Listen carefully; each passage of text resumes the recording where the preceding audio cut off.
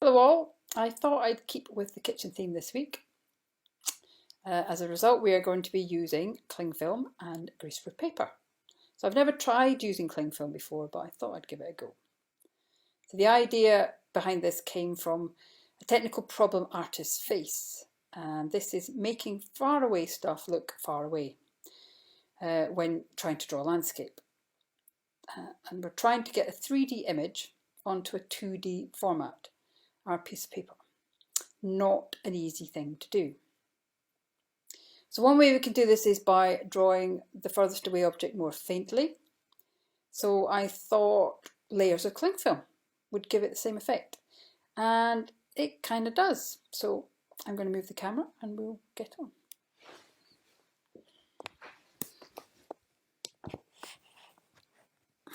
Okay, there we go. So I've made a couple of cardboard frames, as you can see, and we have cling film wrapped all the way around them so we can draw on both sides of it. So let's get one here, and I'm going to give a picture I'm going to be using. So this is the image we're using today. This is of Alaska, if anyone is interested. So what I'm going to do is just draw, excuse the shine if it does. So what I'm going to draw is this point, this line here. So that's the furthest away mountain. I'm going to have to draw it on the back. So let's just give this a go. And Sharpies work so well on this. I love Sharpies. And we're going to there. So that is that line, more or less. So now we're going to come onto this side and I'm going to draw all the way that one and part of that one. It's similar. In fact, no, that one should be on the back as well. Let's just do a little bit there. There we go. So I'm going to draw this and that one. So let's have that coming along here.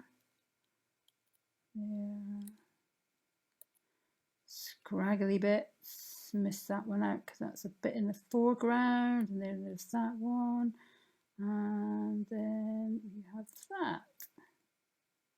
So that's this second one. And then we need to move that out of the way and move on to the next. So the third line, I'm going to do kind of this one and take in that as well. So let's see where we will be with this. I'm just going to put this against it so I can tell. So that's the third line. So we are coming in about here. Right, okay. So I'm going to come in about, oh, that's supposed to be in that. Let's get rid of that. Okay, so let's try again. On the back there, and then we've got that. I might make a mess of this. So then we'll turn it on, we'll draw on this side, which will bring us into this first one. And I think I've missed that one out, but you can get the general idea anyway. So let's just do that line there. Okay. And now when I hold them all up together, let's see if this will work, which could be interesting.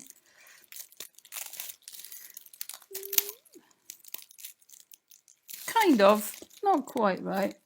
The shine doesn't give it away. It's probably easier to see for me because it's not going through the camera, but the back is much fainter than the front. So I gave it a go anyway, and it was quite interesting. I also tried it with doing these, so I coloured them in too. Now this, you can probably see the difference.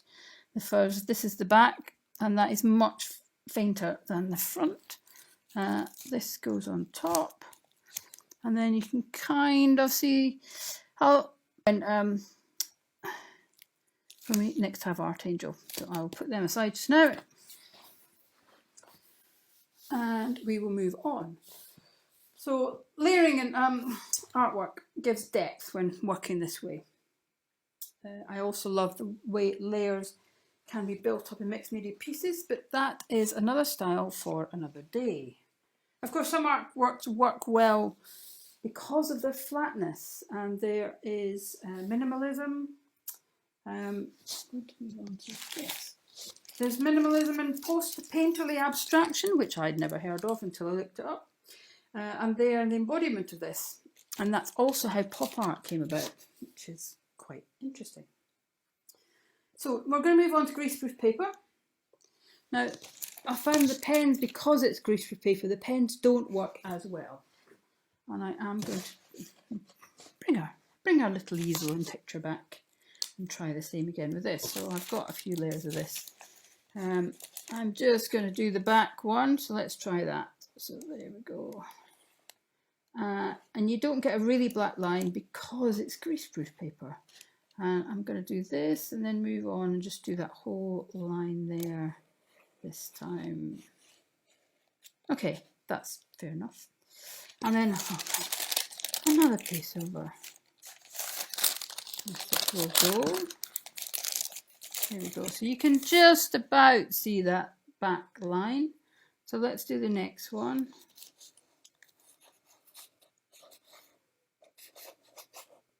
I'm just taking a bit of that. There we go. And then for the third one, we can come forward to get the third line.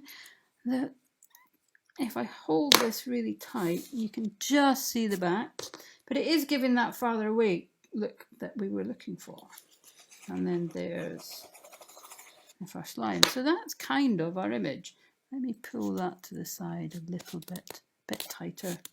Almost see it. So there's another effect. Anyway, let's move on from there.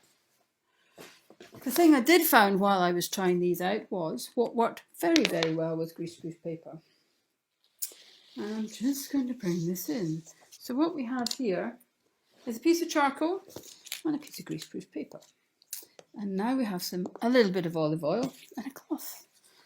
And what we're going to do is lightly oil the greaseproof paper. Here we go. Lightly oiling a piece of greaseproof paper. No baking involved here today. Now normally when you're using charcoal, it's got a bit of a scratchy effect, but when you're using it on the greaseproof paper with oil, it kind of glides. It's really lovely to use. And it becomes more black. I think the charcoal sticks to the oil. So let me think, let's just draw. So we'll just do a little bit of a mountain thing again, because that's kind of what has been going on today. And I've just made a mistake. So one thing I did find, which is really exciting, you get the oil and it all disappears. So we can take the whole thing off again. And I'm not sure how many times you can do that, because I've used this quite a few times. It possibly, just thinking about it now, could be used as a way of doing animation, because you can just scrub off what you've just done. So we have that, and then it disappears. I really like this. Anyway, that's it for today. A few wee things to try out if you want. Bye for now.